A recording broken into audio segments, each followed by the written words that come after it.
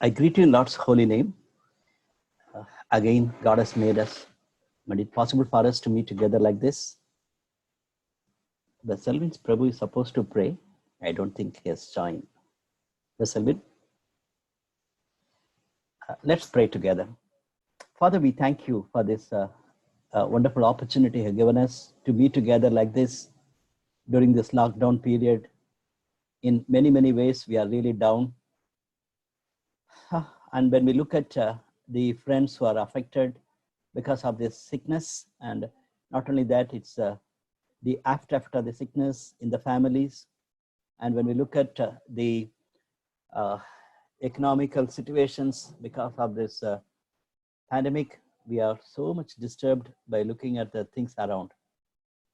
At the same time, we are so much comforted with your word, and we are so much comforted with your presence.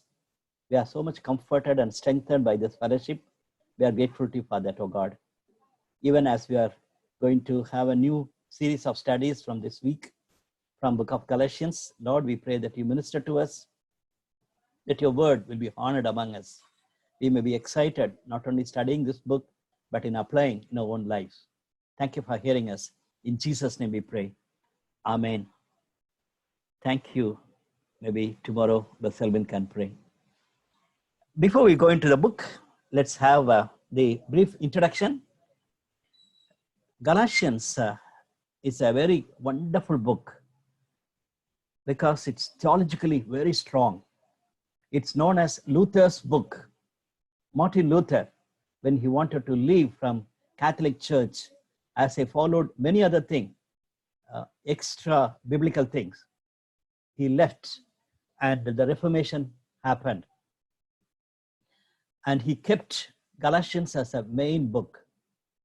Along with that, we are going to look at Romans and Hebrews also. It's connected. And people call this as Luther's book. Even now, I strongly feel that wherever we go, we could see that church, any church for that matter, either it could be a mainline church, or it could be an assembly, or it could be an independent church. They are struggling a lot in terms of theological mind, theological understanding, theological thinking. We give more importance to outward things. We give more importance to experiences. And the theological base is missing. I really thank God for UESI and in our EUs and EGFs. We really wanted to go back to God's word. Back to the basics means we want to go back to God's word.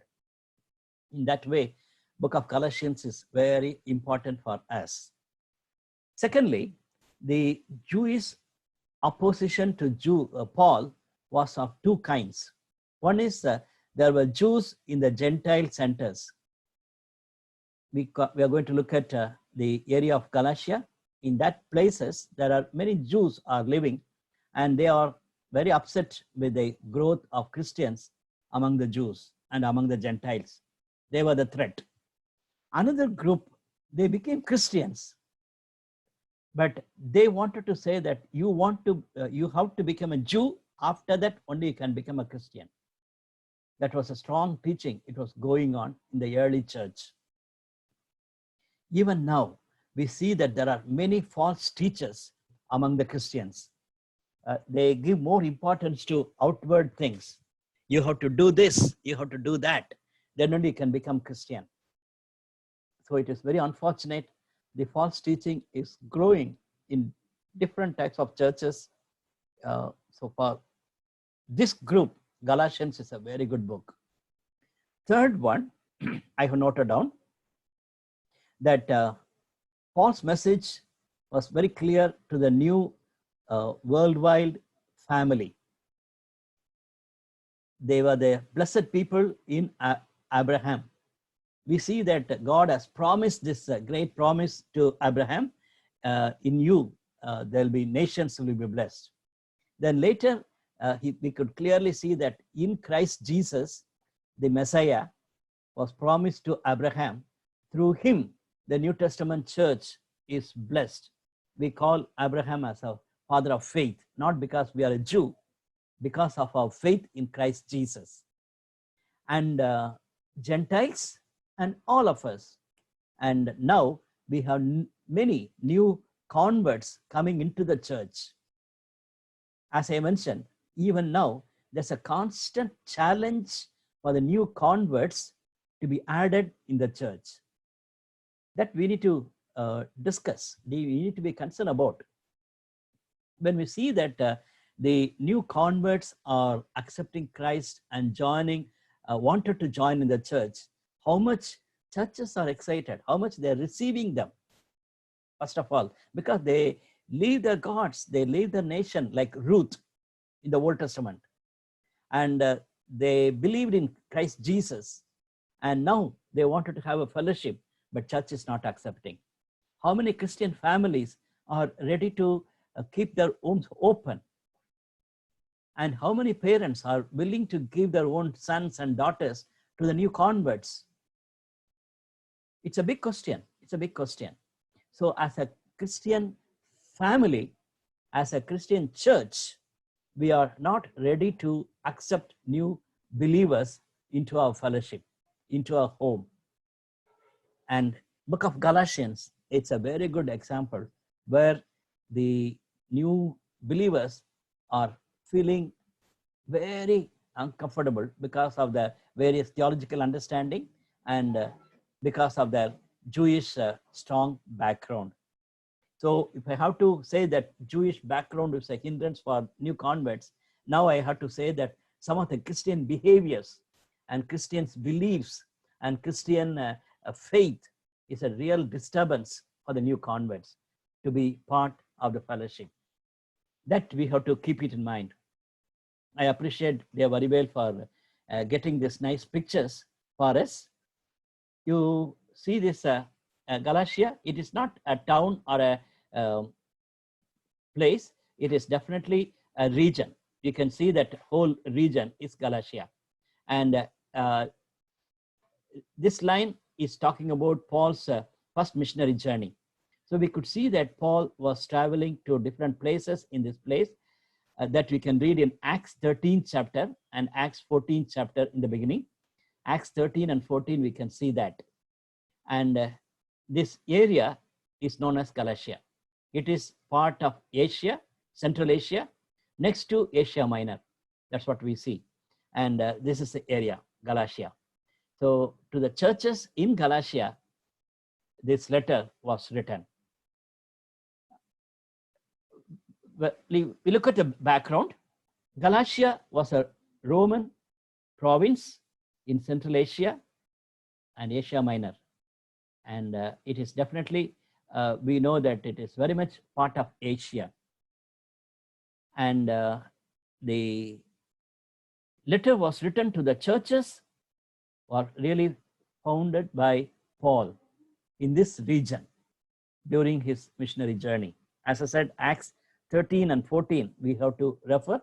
There we can see the churches are mentioned by name.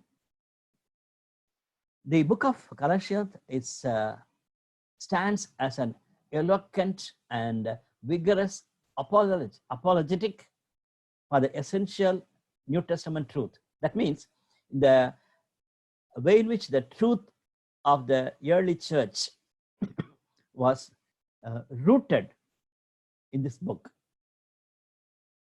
A person is justified by faith in Christ Jesus. That's a main message, not only in Galatians and in Romans and in Hebrews. It comes from Habakkuk chapter 2 verse 4. Habakkuk chapter 2 verse 4, where we see that the righteous live by faith. And this basic message, justified by faith in Christ Jesus, is elaborated or clearly mentioned in this book. And we all know that the book of Romans is an expanded version of Galatians. We need to understand that. And Paul's first letter was Galatians. That's a very interesting thing. If it is so, it may be the first letter of the New Testament. Out of all 27 books, this may be the first one. James would have been close with that. people say that book of James and book of Galatians might have written either 48 AD or 49 AD or 50. If it is so, book of James and Galatians are the earliest written letters in New Testament. After that only Mark has written the gospel and other gospels have come, and Luke, after writing the gospel, he has written the second book, Acts. And when you look at this one, we need to be excited about the book of Galatians for various reasons. It is Paul has written the first letter, and how much we need to keep as a base. It's very true. If you have studied book of Galatians carefully, we can easily understand the early church. We can easily understand Romans. We can easily understand the general epistles, because that's the way the faith is diverted or distorted by the false teachers.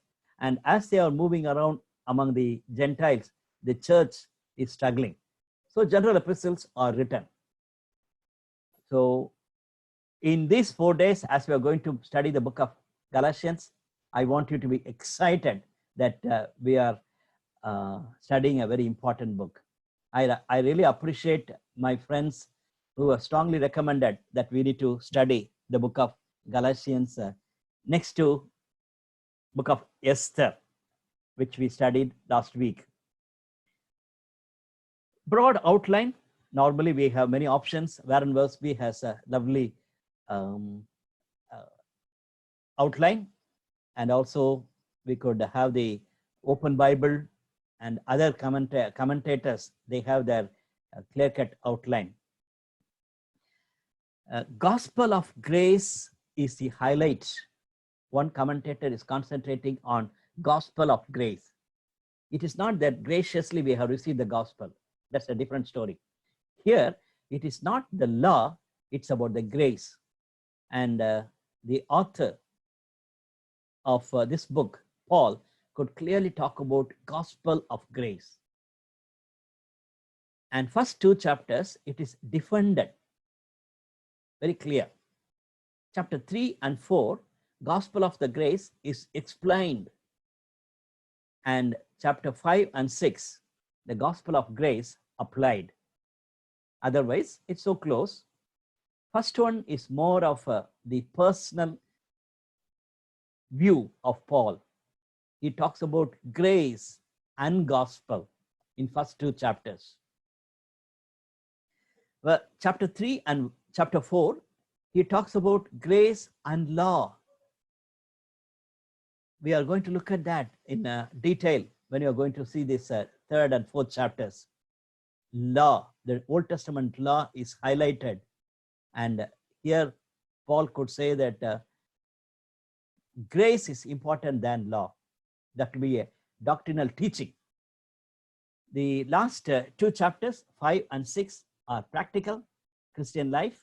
And there he talks about grace and the Christian life, how we need to respond to the grace and how we are to live out. And he is not writing like Romans, what are the things we have to do. We all know that practical aspect starts from chapter 12 in Romans. 12 to 16 is a practical. And in chapter 12, he lists out many things.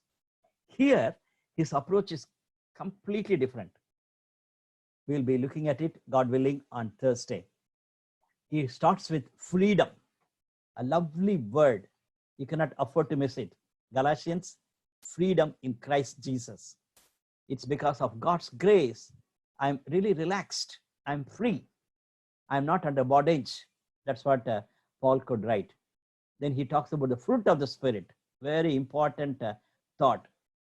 Only in Galatians, he specifically mentions that fruit of the Spirit is love and other things. That is there in chapter 5. Then he talks about how practically we have to live out our Christian love for others, especially to the other believers. That we are going to look at later. But you can see that personal, doctrinal, and practical. 2 chapters each. Little extra, it's other outline. it has an introduction and conclusion. I like it because first 10 verses in chapter 1 talks about the experience of Paul, but it's something like an introduction. Then he talks about the authority of Paul and the gospel. He clearly mentions his personal beliefs and personally how he's excited about gospel. Chapter 1 verse 11 onwards up to chapter 2 end. Tomorrow, God willing, we'll see that one. Okay, the other part, chapter 3 and 4, the argument of doctrine of faith. In the context of faith and law, he talks about faith. In the context of grace and law, faith is very, very important. We all know that Christian life is nothing but the life of faith. That we are going to look at in detail in the book of Galatians. That leads us to the last point, the outworking of the gospel. We know the gospel and we need to show it in action. It is not something in the Bible. I need to show it in action. That's a strong message of Paul. In these days, we all know that there are many, many Christians, they know the Bible. They know where its a reference comes. But in terms of application, oh, that is not for me. That type of an attitude comes. But here we see that Paul's writing was very clear. If this is the doctrine, you need to put it in practice. And interestingly, there is a conclusion, but not simply saying that something like a doxology, something like a blessing, it is given. Chapter 6, verse 11, he says, I myself wanted to write and greet you. That means so far he has dictated and somebody has written. And verse 11, he says, I am writing. One more thought, it's very clear about the importance of cross is highlighted in conclusion. God willing, on Thursday, we are going to conclude with that climax. Cross is for everything. What all we speak about the doctrines, it concludes with that thought. Without cross, nothing of Christian life. So we are going to look at this book with this broad outline. Keep that in mind. Gospel of the grace is important. And along with gospel, he talks about grace, law, and Christian life. And very clearly, personal experience and doctrinal teaching and practice in Christian life. These are the three focuses in the book of Galatians. Key verses, definitely we need to look at. Chapter 2, verse 16 is a very important verse in the context of the whole message. I'll read for you. Know that a person is not justified by the works of the law, but by faith in Jesus Christ. So, we too have put our faith in Christ Jesus, that we may be justified by faith in Christ and not by the works of the law. Because by works of the law, no one will be justified. Look at this phrase, faith in Jesus Christ. 3 times it's coming in one verse. Faith in Christ Jesus. So Christian life is nothing but faith in Christ Jesus. We are justified by faith in Christ Jesus. At the same time, there is one more phrase is coming, works of the law. That also comes 3 times. The phrase, look at that, works of the law, and works of the law. So there is a strong 2 views. One is the works of the law will help us to lead a Christian life. And another clear-cut point is we are justified only by faith in Christ Jesus. The last phrase says, because by works of the law, no one will be justified. By the works of the law, no one will be justified. My dear brothers and sisters, take this message seriously, both in the Protestant church and in the Catholic church. We see that people started giving more importance to the works of the law. They have the systems, they have their law. And if I will obey this law according to the church, according to the pastor, according to my elders of the church, then I can experience salvation. I can be justified. I can go to heaven. That's purely works of the law. And Paul could clearly say, by the works of the law, no one will be justified. It is by faith in Christ Jesus. So we have a tremendous responsibility, all the participants of this Bible study fellowship, to help other brothers and sisters in our fellowship and in church, those who give more importance to works. Chapter 5, verse 1, it is for freedom that Christ has set us free. Stand firm, then do not let yourselves be burdened again by a yoke of slavery. Look at that. He talks about freedom, that Christ has set us free. The freedom which comes from Christ. And stand firm in that. And do not let anyone burden you with a yoke of slavery. We were under bondage. We were under sin. And by the grace of God, we are delivered from that bondage. We were carrying a big baggage. And we were struggling hard in our life. And we were not in a position to lead a free life. We tried many things. But God, in His mercy, He has delivered us. So John Bunyan could clearly remember, clear this one, and Pilgrim Progress has come out. Now I want you to take Pilgrim Progress before you. That man was carrying heavy burden and it's rolled away because of the blood of Christ. And now we are free. After that, in chapter 5 and 6, he says, when you are free from Christ, as the truth has set you free, stand firm in that. And do not let yourself be burdened again by the yoke of slavery. Keep that in mind. When we have faith in Christ Jesus, we need to have freedom in Christ. The repeated words, I just noted down 5. As you read again all the 6 chapters, you can look at these words. Even the phrase Jesus Christ comes many, many times. Gospel, many times. That's the reason in the broad outline we mention about that. Gospel of grace and faith. Many times it comes. Law, after chapter 3, we can note down many times, especially in chapter 3, about law. One more observation I made, that cross, that's another important factor. A cross is highlighted in this book.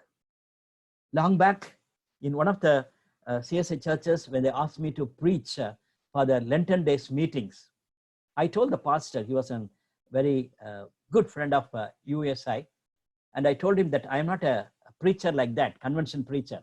But he said, you come and take Bible studies. And God led me to take the word cross from Galatians. It was I was excited. And those 3-day evenings, I just spoke from book of Galatians on the topic on cross. So I encourage you to look at the study on cross from this book. Many times in a different perspectives, Paul is talking about cross. So these repeated words also will be very helpful for you to go back to the book of Galatians as you will read and study later. Today we will hear from God's word. This is chapter 1, verses 1 to 10. I requested Sister Rachel Anil from Jabalpur. I'm really thankful to God for her keen interest in Bible study, our Bible study fellowship, and she'll be reading the passage for us. Galatians chapter 1, verse 1 to 10. Yes, Sister. Yes, Rachel. Uncle. Yes, Uncle. Am I audible? Yes, you are audible. Yeah, thank you, Uncle. Let's read today's scripture portion from book of Galatians, chapter 1, verse 1 to 10. Paul, an apostle, sent not from men nor by man, but by Jesus Christ and God the Father, who raised him from the dead, and all the brothers with me, to the churches in Galatia. Grace and peace to you from God our Father and the Lord Jesus Christ, who gave himself for our sins to rescue us from the present evil age according to the will of our God and Father, to whom be glory forever and ever. Amen. I am astonished that you are so quickly deserting the one who called you by the grace of Christ and are turning to a different gospel, which is really no gospel at all. Evidently, some people are throwing you into confusion and are trying to pervert the gospel of Christ. But even if we or an angel from heaven should preach a gospel other than the one we preach to you, let him be eternally condemned. As we have already said, so now I say again, if anybody is preaching to you a gospel other than what you accepted, let him be eternally condemned. Am I now trying to win the approval of men or of God? Or am I trying to please men? If I was still trying to please men, I would not be a servant of Christ. May God bless this word of song. Thank you, Uncle. Thank you so much, Sister Rachel. She is from Jabalpur. I appreciate her reading. Warren Westby has this title, Bad News About the Good News. I really like it. Good news, we are excited. That is gospel. But here he starts with bad news about the good news. Let's spend a little time looking at this 10 verses. The first paragraph, chapter 1, verses 1 to 5, Paul could starts as usual, his style, but little different in starting. Look at verse 1. Paul, an apostle, sent not from men, nor by a man. Wow, what a way in which he says. Sent not from men, nor by a man, but by Jesus Christ and God the Father, who raised him from the dead. So he's very clear that this is not from human origin. Somebody has started something, and I'm excited, and I'm taking this message and I'm passing on. Not at all, not at all. It is a revelation from Jesus Christ. Tomorrow, we will look at it little in detail. He could clearly mention about it. But I really want you to concentrate on verse 1, because this is a thought he wanted to really communicate, not only in the introduction, in the whole book. This gospel is not somebody's invention. It's not because the apostles sitting in Jerusalem are talking, I need to talk. Not at all. So he says, it's not I'm sent by men or nor by a man. Even one person can motivate me and say, do it, but I'm not like that. And he says, and all the brothers and sisters with me to the churches in Galatia, to the churches in Galatia. Grace and peace to you from God the Father, our Father and Lord Jesus Christ. Two things it's highlighted here. The source of salvation is grace, and the nature of salvation is peace. We all know that Paul's writing with a greeting with grace and peace. It's basically for the Jewish background. People from Jewish background, they love to hear the word grace, peace, shalom. And that is the nature of salvation. When you are saved by Christ through the precious blood of Jesus, you have peace from God. Definitely, you have to note down Romans 5:1. Constantly, I'm mentioning that, and you cannot afford to miss it. It's a very crucial verse, Romans 5:1. We are justified before God, and we have peace with God. That's a first and foremost nature of salvation. When you say that you are saved, and if you don't have peace with God, your salvation is questionable. The source of salvation is grace. It's not good deeds. Grace is nothing but God's free favor. It's gift. In his kindness to the undeserving person, I go to a rich person and he looks at me and he wanted to bless me for no reason. I cannot do anything for him. And I'm a very undeserving person, but he is giving me a blessing. It's more than that. God is a God of mercy and grace. And we as human beings, when we receive the blessings of God, it's purely by the grace of God, purely by the grace of God. My dear brothers and sisters, those of you who come from non-Christian background, you can clearly say that. And we are saved by the grace of God. And I'm sure that many of my brothers and sisters like me from a strong Christian background, as we have accepted Jesus Christ, we started saying that grace of God, but later somehow we feel that it's because of the church, it's because of my parents, it's because of my good deeds, it's because of my good nature, I'm saved.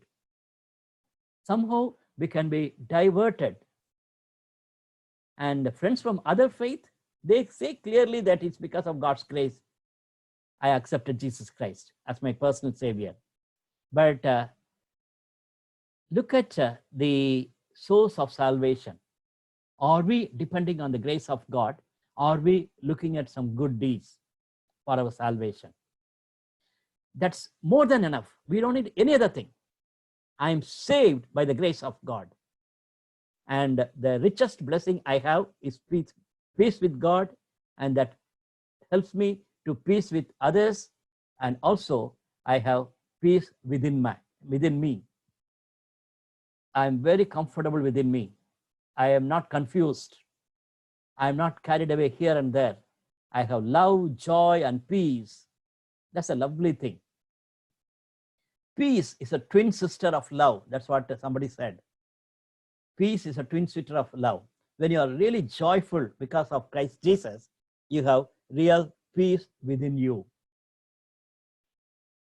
Then in the introduction itself, he talks about Lord Jesus Christ, who gave himself for our sins to rescue us from the present evil age. Look at that. Jesus died according to God's will for our sins to rescue us from this present age, including this corona period. So it is not only physically we are rescued from death and sickness, spiritually, definitely we are rescued. And from this, he says very clearly, from this present age, according to the will of our God and Father, to whom be glory forever and ever. He is worshiping that Lord who has raised Christ Jesus from the dead. And we believe in the death and resurrection of Lord Jesus Christ. And because of that, we are rescued. Otherwise, we should have been doomed. It's something like we are drowning in the water, and Jesus has gave his hand and taken us. In Old Testament, a beautiful passage, a lovely psalm is Psalm 40. There the psalmist says, I was doomed, I was going, and he rescued me. He kept it on my solid rock, and he has given me a new song. What a beautiful psalm, Psalm 40. Lovely to see the experience of that psalmist. How true it is. You may be from a Christian background, you may be from a non-Christian background, but that should be your experience. Are you sure that I was drowning, and because of the precious blood of Christ, he has taken me away, out from that bondage and kept me on a rock, and he gave me a new song to sing. That's what Paul says, and that gives him the authority to say that I am the prophet. I'm sorry, I am the apostle for the Gentiles. I am the apostle to the Gentiles. It's not because of the human origin, it's because of God and God's grace. Even to Corinthians, when he's saying, we see that Paul is disturbed by the thought that people are questioning his apostleship. Why? Because there is a feeling he is not from Jerusalem and he is not one among the 12 apostles. Only those 12 apostles who are in Jerusalem church, as we read in Acts chapter 2, verse 42, they were in the apostolic teaching. Acts chapter 2, verse 42. And Paul was not there because Paul is basically grown in Antioch church. And how come he can be the apostle? That question was very much there. And Paul has to defend himself. When you are going to study 2 Corinthians, we'll be seeing that. That's a major theme for 2 Corinthians.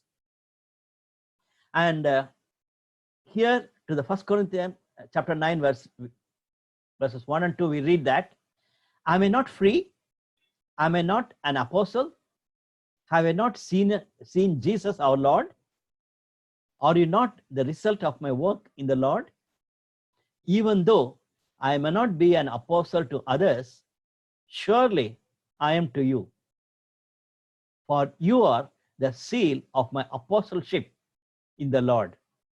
Because this church was established by Paul, and clearly he could say that I am an apostle of the Gentiles.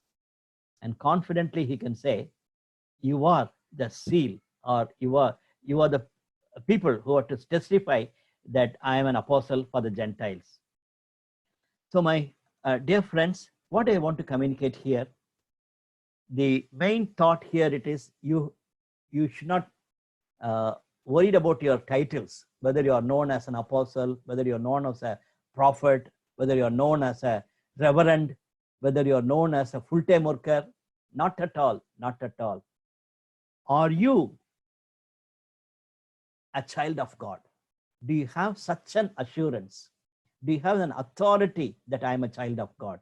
In John chapter 1, verse 12, it says very clearly, those who believe in him, they have that authority to be the children of God. John 1:12. All of us who are here have that experience. We have that authority that I'm a child of God. Now, as I'm growing in my Christian walk with God and in my Christian ministry, do I have the position of knowing the word of God and passing on to others? I'm a disciple. Now I have to make disciples. And what is the authority I have? It's not because of any church, or it's not because of any organization. It's not because of this person and that person said. It's because of God's word.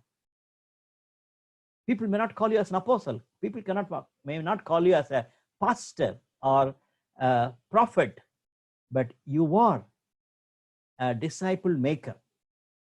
You have a tremendous responsibility of sharing this gospel of the grace to others.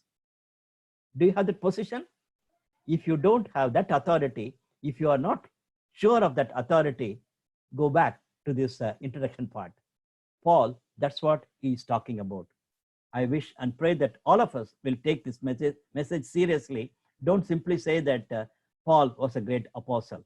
No, all of you are one way or other like Paul, wherever you are, as a disciple maker of Lord Jesus Christ.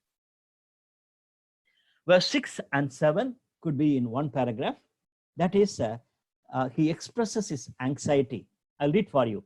I am astonished that you are so quickly deserting the one who called you to live in the grace of Christ and are turning to a different gospel. Look at that phrase, a different gospel, which is really no gospel at all. Evidently, some people are throwing you into confusion and are trying to pervert the gospel of Christ.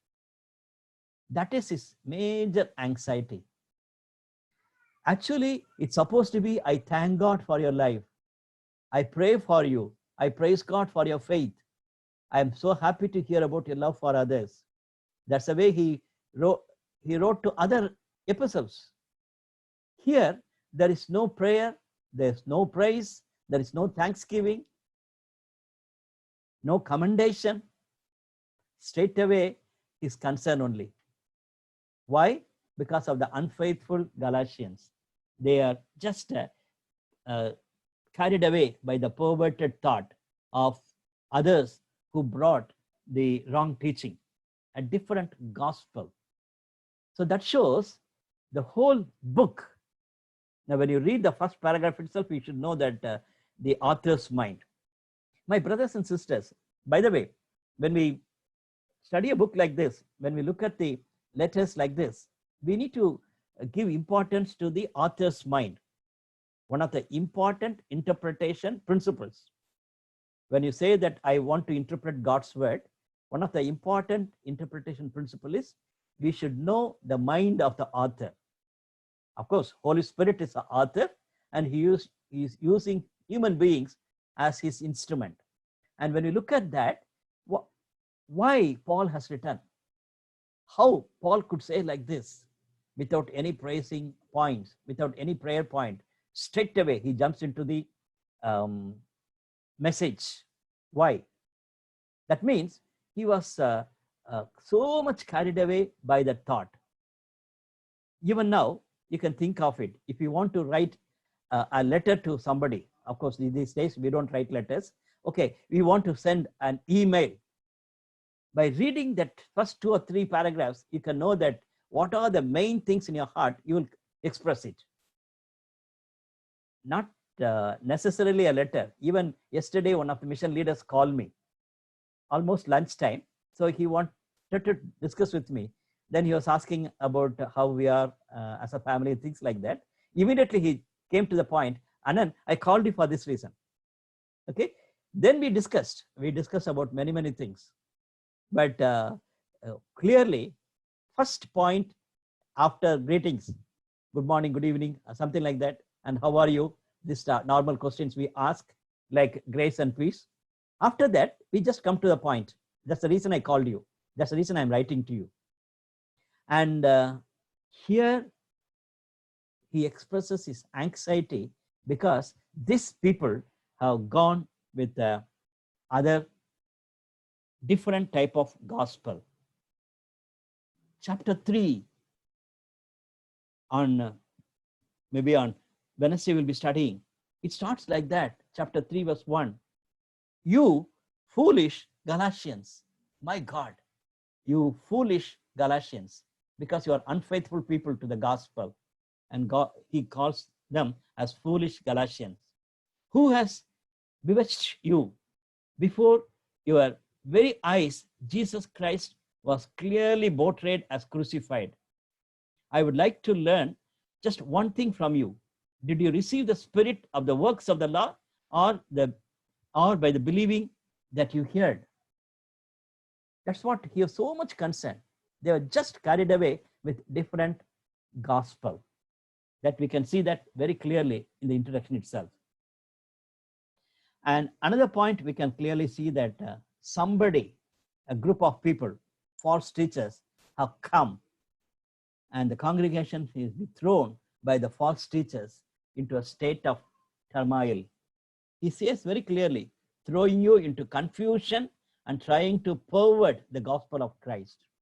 Even today, I don't know about your church background, many churches, we see that some false teachers come and confuse people, not only in one doctrines, in many ways. Number one is about positive things. You don't have this, you don't have that, and they feel people guilty. For example, about baptism, I mentioned earlier also, one of the teachers in Salem, long back, he has taken 7 baptisms because people have confused him like anything. One by one, they said, one pastor said, under whom you took the baptism? He took immersion baptism, fine. From that pastor, oh my goodness, he is not an anointed pastor, so that baptism is not approved. You have to take one more. Like that, this man has confused. As I was sharing with one group, another brother who is another preacher, he told us in the group that he has come out about one person, he took 11 baptisms. 11 baptisms. Look at that, my brothers and sisters. Good thing. Baptism is an excellent thing, but people confuse. In case if new converts are here in this Bible study, please don't confuse yourself. People will come and confuse you. Are you a child of God? Do you have the authority to say that I'm a child of God according to John 1:12? Praise God. Go forward. Without any confusion, you take baptism. Negatively speaking, they have many other things about this and that. We have to, you should not do this, you should not do that. And negatively speaking, they confuse people like anything. As we see that they are not only confusing people, they pervert the gospel of Christ Jesus. Who are these people? They are the Judaizers. And who are they? They wanted to teach that you have to become a Jew first, then you can become a Christian. In the early church, that's a major concern of the Christians in early church. Many commentators say that Galatians was written before Acts 15 chapter, that is Jerusalem Council. In Jerusalem Council, the Judaizers could not do anything because James and other leaders have decided they don't need to become Jews. But here, as we read, we see that before the Jerusalem Council, this letter was written. And that's a big challenge. As I said in the introduction, even today, we are not talking about becoming a Jew and Christian, but we have some other peculiar things. When a new convert come to a church, when they wanted to be part of our fellowship, what are the conditions we have? Think of it, think of it. And Jesus told the Pharisees, you win them and finished. You put them a big bondage and throw them out. Otherwise, as in these days, as we say, we have many spiritual children and throw them in the dustbin. Unfortunate. We have many people come to know the Lord, but we are not taking care of them. And with a heavy burden, they leave, and they don't leave a good Christian discipleship level. And even those who are born again, or those who are come into fellowship, they're not growing because of many false teachers around. As we see in our own churches, how much we are concerned about it. I'm not saying that you are a false teacher, but I only concern about you as you are living with false teachers, how much you pray for them, how much you are worried about them. That's one of my questions as we are going to look at little later.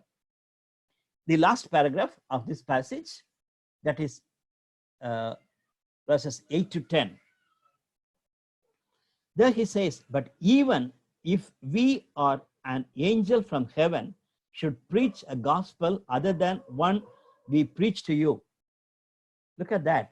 He says, even we, that means again will come and confuse you, or even an angel comes and teaches you other than this gospel of the grace, gospel according to faith, gospel according to the finished work of Christ. Even if an angel comes and says something, he says, let them be under God's wrath, God's curse. Then he says, again, I want to tell you, if anyone is preaching to you a gospel other than what you accepted, let them be under God's curse. Paul is saying, repeated I'm saying, let them be cursed. It's a very strong phrase. He says, people, when they come and confuse you, let them be cursed by God, because they are really disturbing your faith life. They are confusing you. That's the way he says. And even he talks about the false gospel. The false gospel is nothing but giving importance to works, outward things. My dear brothers and sisters, we talked about who is a devotee and disciple long back. Devotees are very much interested in outward things. Disciples are inwardly. We love the Lord. We love God's word. We want to follow Christ. We wanted to be part of God's people, God's community. And those who give importance to outward things, they disconnect us with His truth. They will say that, okay, you can be part of the church, but you need to have this and that. So we have to be careful. Even in EU and EGF, we want this point. The point is, we have to give importance to quiet time. Taking our quiet time every day in the morning. Me and my Bible, very important. But that should not be the criteria to say that I'm a disciple. Somebody may not be a believer, but if he takes quiet time, you cannot come to a conclusion that he is a believer. Not at all. Not at all. I hope you follow me. Quiet time is important. But for a believer, quiet time is very meaningful. For an unbeliever, quiet time is a routine work. He gets up, morning he sings a song, he nicely sings a song. After that, he reads the Bible and he prays on his own way of doing it. Then he says, I'm taking quiet time.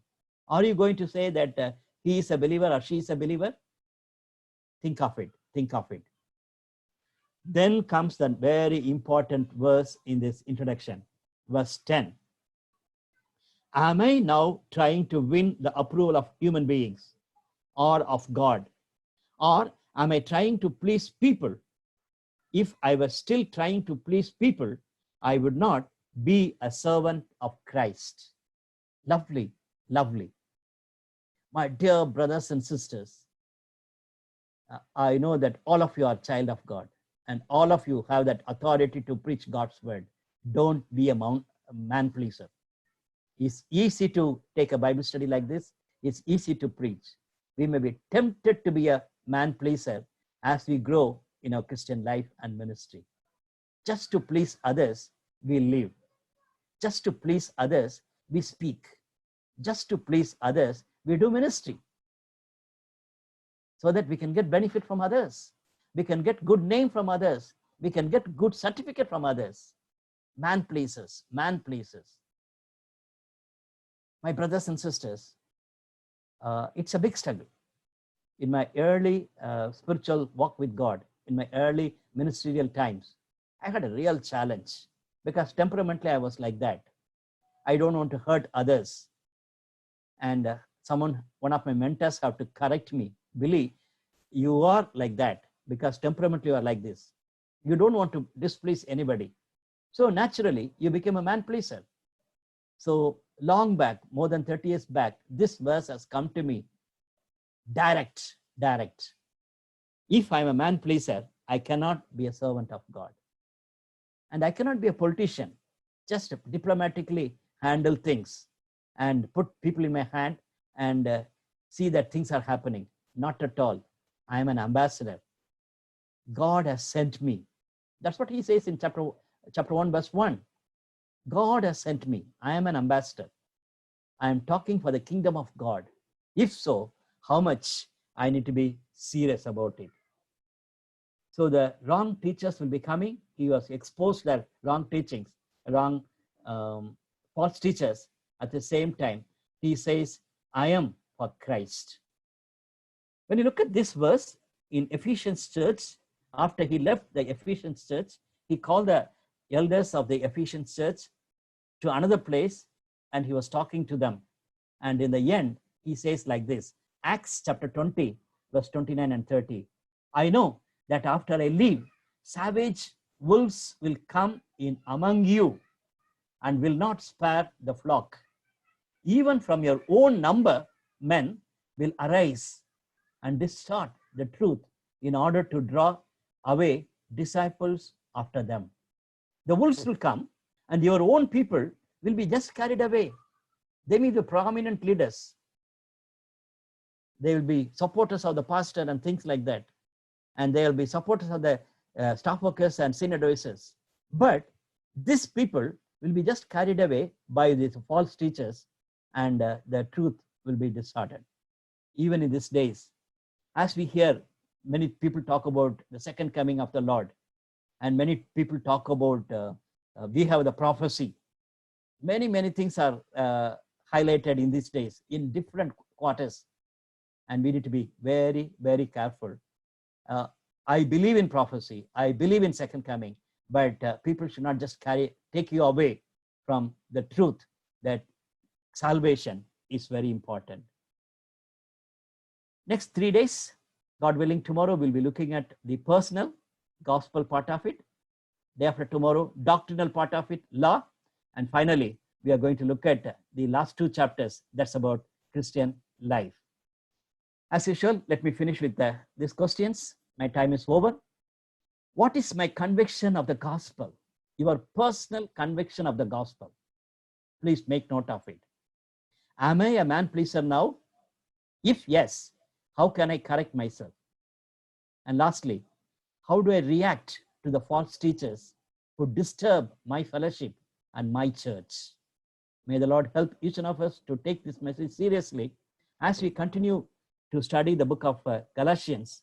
Keep this introduction very close to your heart. God bless you. Let's pray together.